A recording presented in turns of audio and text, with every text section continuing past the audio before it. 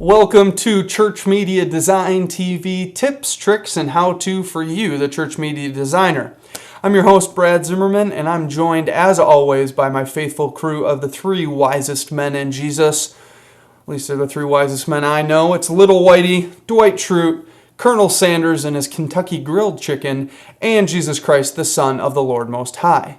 Well, on this week's episode, we're going to be continuing our series on series graphics, and we're going to be making a worship background to go along with the title video that we created for our growth series.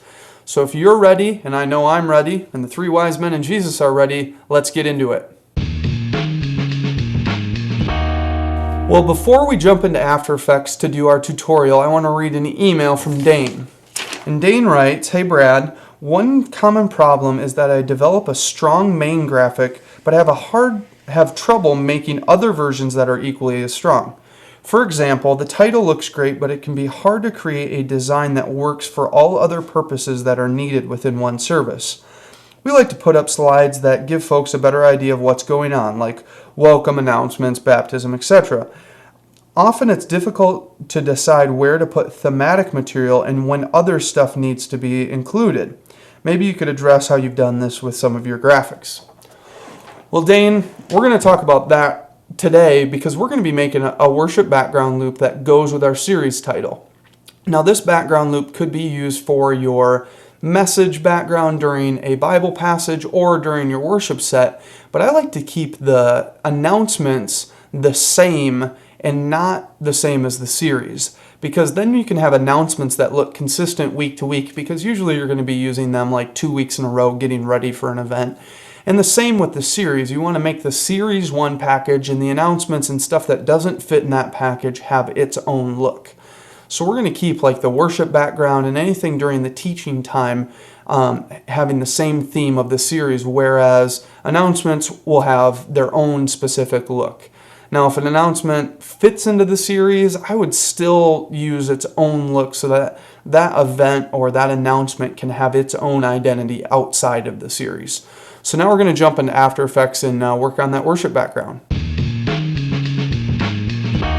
So now we're going to jump inside After Effects, and we're actually going to open up the file that we created last week. Now, if you don't have that file, you can go over to ChurchMediaDesign.tv and look in the show notes, and there will be a download in there of this file so that you can get that, as well as look through other show notes for other downloads of worship backgrounds and other things I've given away in the past. But get that, open that up inside After Effects, and you'll see our growth series graphic that we made last week. And the first thing we're going to do is we're going to go in and we're going to delete the title, because we're actually going to not use that. So I'm just going to go through and just delete out these couple layers that I don't need. So all we have is our 3 paint splatters and our background. Now I'll zoom out here so we can see our full timeline. We're going to do a 1-minute background loop, and we're going to shut off our 3 paint splatters, because the first thing we're going to do is we're actually going to make this really wide composition that we can take and move sideways. It'll be kind of a side scroller, and the paint splatters are going to drop down on it. So the first thing we need to do is make this composition a lot wider. So we're going to go to Composition, Composition Settings, and we're going to make sure the Lock to Aspect Ratio checkbox is not checked. We're going to change this to 3072 and hit OK. So now you can see that we have this nice wide composition, but our background layers are only made for 1024 by 768. So what we're going to do is we're going to apply an effect called Motion Tile. So let's select our layer 5 and go to Effects Controls and go to Effect and down to Stylize and then down to Motion Tile. And we're going to set it to mirror edges, and we're going to set the width to be 300. And now you can see it stretch that all the way across. Now we're going to do that to the same to our grungy layer, so we can go to Effect, Stylize, Motion Tile, and Mirror Edges. Output width is 300, and you'll see that we have a nice wide background there. So now that we have that done, now we can start placing those paint splots. And we're going to use the ones that we created last time. We're actually going to use the same animation we created last time, but just to alter it for this background. So I'm going to turn on this light brown splat, And I'm going to select the light brown splat and the texture splat. I just held shift.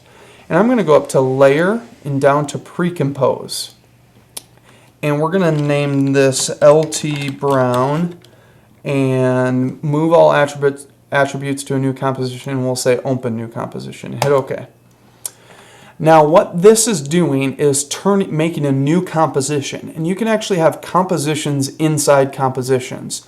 You can kind of think of it as a folder, even though it's not really the same, because you can do independent things inside this comp and then bring it inside of another one. And the nice thing is we're going to make a pre-comp of this splatter so that we can easily move around the splatter and scale it up and down inside of our wide image. So the first thing we're going to do is we're going to change the settings, because this is wide like the other one. Let's just get rid of some of that extra that we don't need. So we're going to go to composition, comp settings, and we're going to set this to a width of 800 and a height of 800 and hit OK. Now these numbers don't really mean a whole lot. They're just numbers that I picked so all of these paint splatters would fit in the area. So we'll just select these two different layers and center them up inside our little 800 by 800 area. The next thing we're going to do is we're going to click on our background texture and hit U, which reveals all keyframes. The other thing you can do is just twirl down here and then twirl down the transform properties and the effects properties and levels, and then you can see all the different properties that you have to play with. But if you hit the U key, it shows them a lot faster. And what we're going to do is we're going to set this to a 10-second animation instead of the few frames we did before, so that this is takes a little bit longer to fade out. And actually you can see here the last 2 seconds look pretty much the same. So we're going to lay down a new keyframe, maybe right about here, and then we're going to just grab that keyframe and just pull it close to the end there so that it has more time of the gritty stuff coming out and less time of that small little fade at the end. So that's looking pretty good. And so now we're going to click back to our AE flat composition, and you can see that it looks fine and it grows out. So now we're going to go back and do the same thing to the two other splatters. I'll go through this pretty fast, but it's the same few steps of just redoing the comp size and then stretching out that animation a little bit. So we're going to select our dark brown layer and its texture layer, and we're going to go up to layer and down to pre-compose. And we'll call this DK brown and hit OK. And then we're going to go up to comp settings, change this to 800 by 800, hit OK. We're going to toggle our transparency so we can actually see that. And then we'll just center this in the middle of the frame and hit U on our background texture. And then we'll zoom in on our timeline, go to 10 seconds in the timeline, and bring out our last keyframe. We're also going to make sure to bring our first keyframe to the very beginning. We want all of these animations to start out right away, because we'll place them where we want them to be. Now you can see right about here, we're getting less of the cool animation and more of the color change. So we'll just move that down to 8 or so seconds so we have a little bit longer of the gritty transition. That looks good. So now we'll go back and turn that layer off and do this to the teal one as well. So we'll go up to layer, down to pre-compose, and we'll just call this teal. Hit OK, and we'll do comp settings. Change this to 800, not 900, 800 by 800, hit OK. Toggle our transparency and move down the timeline until this, turn our teal splat on, that's why we can't see it. And we'll just move these two layers so that they're nicely centered inside that box. And then hit U to reveal our properties. Like I said, this is pretty redundant, but the setting up here makes it so that later on when we're actually animating these, we can place them and it goes a lot faster and you get to play around and be more creative instead of having to mess around with some of this mundane stuff. So we'll look again, and our gritty animation ends right around in here, so we'll set down a histogram keyframe and move that down so we have a little bit longer. So that looks pretty nice. So now we have all three of our splats, and they're our teal, dark brown, and light brown. And so now we can go through and just place those in different places on our composition. Because basically we want to move across and have them kind of lay down as we're going across. So we'll turn the three of these on. And the nice thing, since we move these to the first frame on every one, we can kind of just play around and figure out where we want each one as it goes through. So we'll take this light brown one and maybe we'll move that, down over here in this corner, and then we'll take this dark brown one and maybe have that one right over here on the seam, and we'll rotate that one sideways so we get more of its texture drawing out. And we're just going to kind of mess around and put these into a bunch of different places. So now jumping ahead into the future, I've gone through and I've kind of placed these in different places on the composition. And as you can see, we have a variance in color and position, and I actually changed the scale on some of them, and all you do is click and drag on the corner and you can scale any of these layers up or down. And I rotated them with the rotation tool, which is just, I think it's the W key, which doesn't make any sense as far as R standing for rotation and W. I don't know how that stands for rotation, but whatever.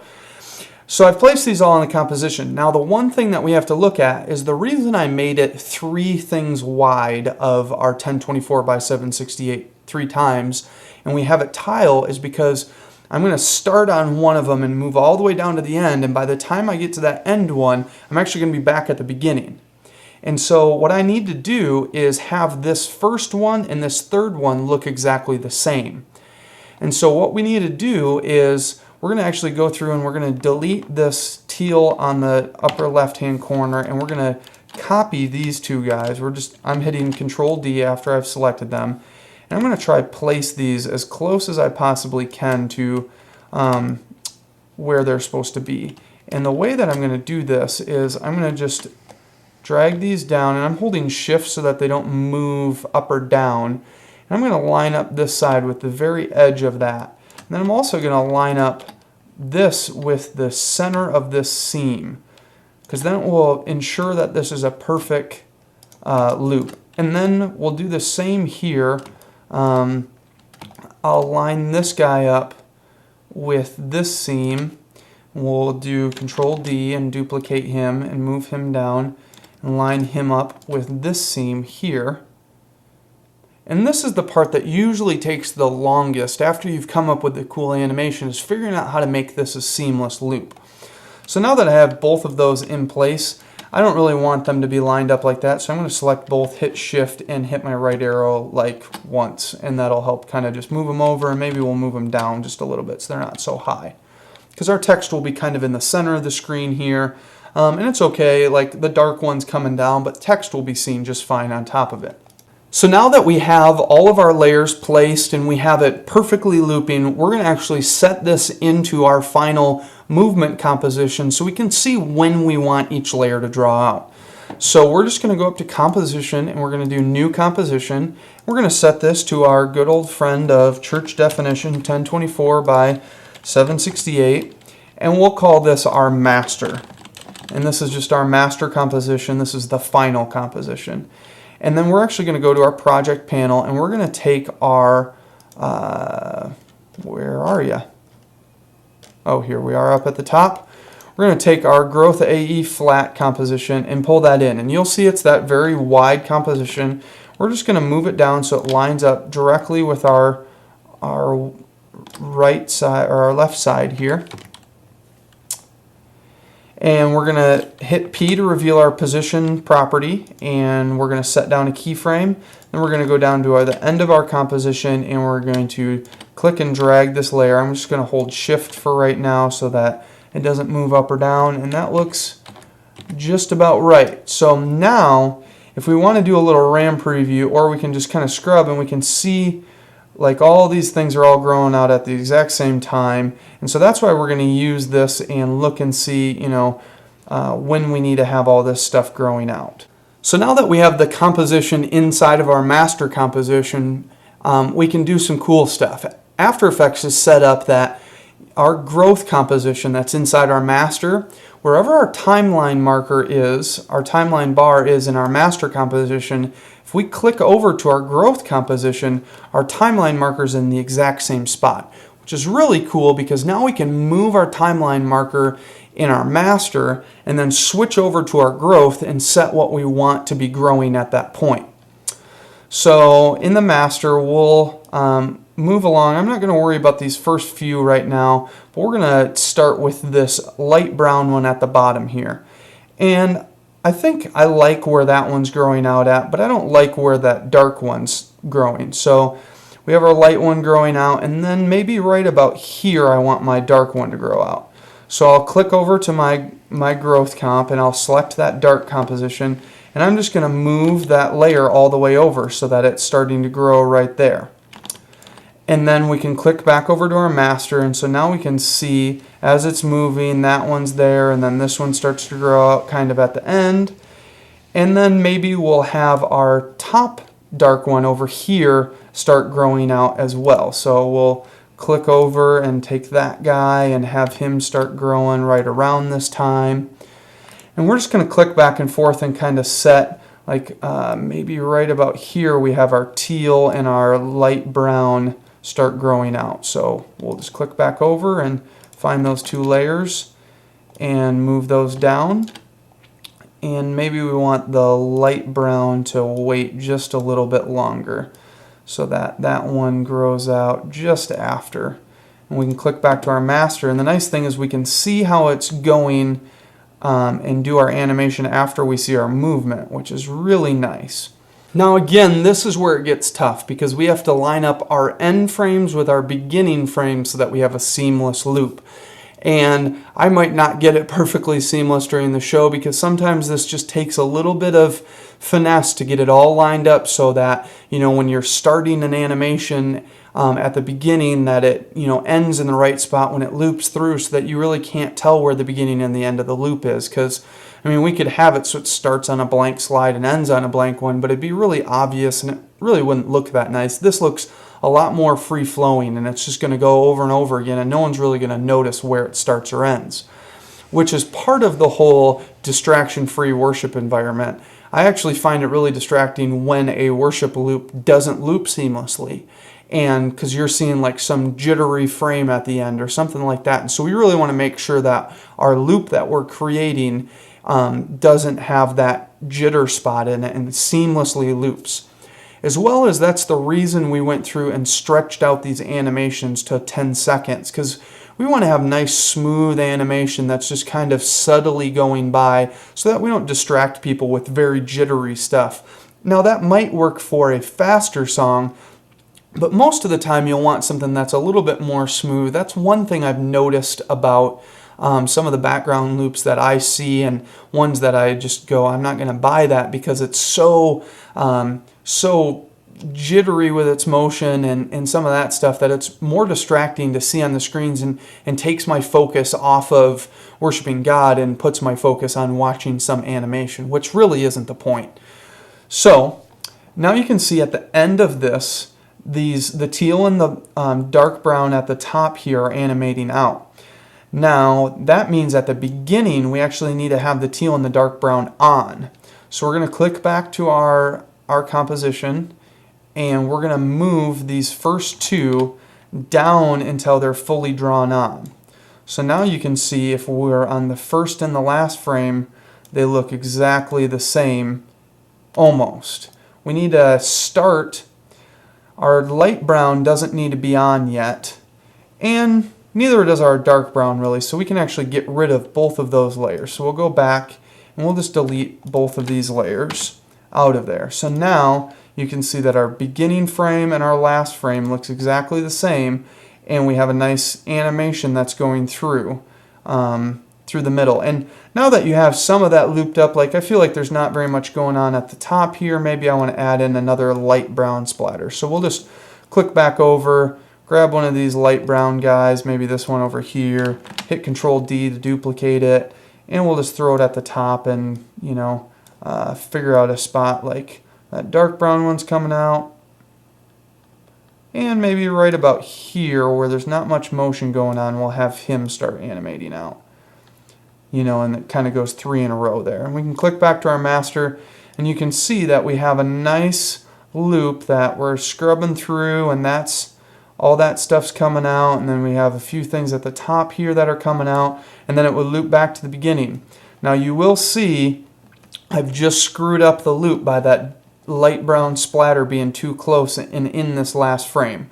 So all I'm going to do, because I don't want to spend the time to have to worry about that, I'm just going to click this over a little bit so it's out of our shot. Click back over to the master and make sure I can't see it, which I can't. So now it's all good and it's kind of out of our shot more. So you've done it. You've finished your very first background loop without any video. You've animated it all using stuff that we've done from last week and free resources.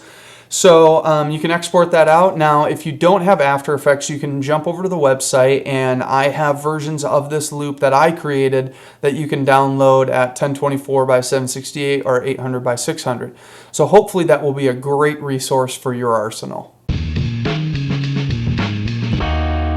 Well, we want to thank our sponsor of WorshipHouseMedia.com, resources for the creative church. Head over to their website and check out this new video from Student Life. And they have these spoken word videos that are really cool. It's some slam poetry styled stuff, and they do there's a couple different versions of it with a couple different people, and I just think they're really creative how they're done and whatnot. So check out Student Life at WorshipHouseMedia.com. Well, this week I got some great freebies for you. I actually made my first set of Photoshop brushes, and these are some grungy paint splatter brushes. And the source material that I made these brushes were from the guys from Church Tech Talk. Now, Church Tech Talk is another church media podcast, but it's an audio roundtable, and they talk about industry news and just kind of some cool things that have been going on in their church. So check out their podcast, but they gave away some paint splatter images, and I'm like, these are really cool images, but they'd be so much better if they were Photoshop brushes. So I made some Photoshop brushes, and you can download those from our website and put those to good use inside Photoshop, and check out Church Tech Talk.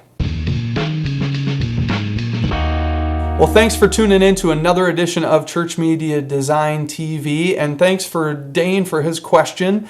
And if you guys have any questions, please send those in to Brad at ChurchMediaDesign.tv or leave a message on the website. And send in questions of what's going on with you and your church, or problems you're having, or things that you'd like to learn, and I'd love to cover those on the show. So keep sending those in. We've been getting great feedback, and I look forward to hearing more from you guys. Also, if you want to stay in contact, you can become a fan of us on our new Facebook page that Steven put together, and there's a link on the website to that page for Church Media Design TV. Also, please tell a friend. Keep spreading the word about the show. It's great to hear how much you guys like the show, and I would love to spread the word to others so that they can continue to get these resources, because I really want to help resource the church.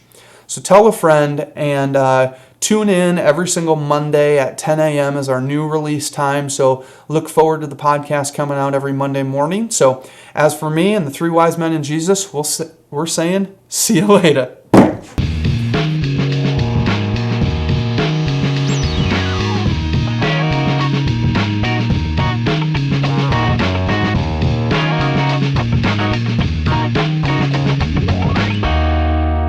Well, praise the Lord and hallelujah. Welcome to another edition of... No. I wish you were. Done and done.